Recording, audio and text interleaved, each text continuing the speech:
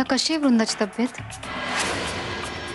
आता ठीक आहे. डॉक्टर म्हणालेत की लवकरच बरं वाटेल तिला. गोळ्या औषधं चालू झालेत ना, त्याच्यामुळे फरक तर पडेलच. डॉक्टर म्हणाल ना ती बरी होईल, मग तू तुझं काम का थांबवतोस? अशाने दिवस वाया जातील. जोपर्यंत वृंदा बरी होत नाही तोपर्यंत माझं हॉटेलच्या कामात लक्ष नाही लागत. आपण आहोत ना सगळे काळजी घ्यायला तिची. तिची तब्येत बरी होत राहील. तू तुझं काम थांबवू नकोस. ऑलरेडी खूप अडथळे आले तुझ्या या कामामध्ये आणि त्यात आता हे. बघ शर्मिष्ठा, ते सगळं ठीक आहे, पण मला एकट्याला हे सगळं नाही जमणार. तू वृंदाशिवाय स्वतःला एकटा का समजतोस? मी आहे ना तुला साथ द्यायला,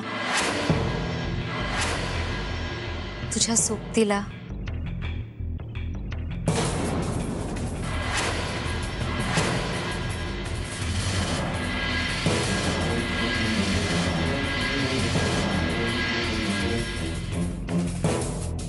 तुझं सगळं सुख दुःख शेअर करायला.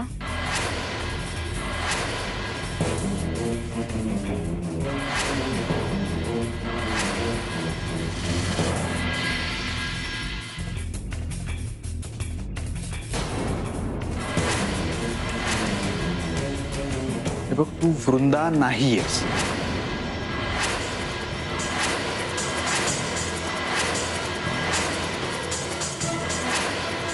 आणि हे तू कायम लक्षात ठेव.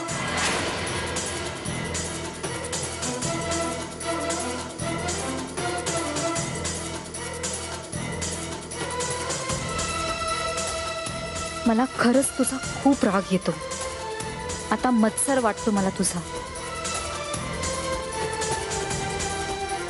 तुझं प्रसादची फक्त लग्न झालंय म्हणून तो तुझा कसा ग? माझंही तुझ्या एवढंच प्रेम आहे त्याच्यावर, पण प्रसाद मात्र माझी सतत हेटाळणी करतो, अवहेलना करतो. प्रसाद, आणि याला कारणीभूत फक्त तूच आहेस. मला कधी कधी असं वाटतं की तू मेलीस ना तरच तू माझ्याकडे बघेल.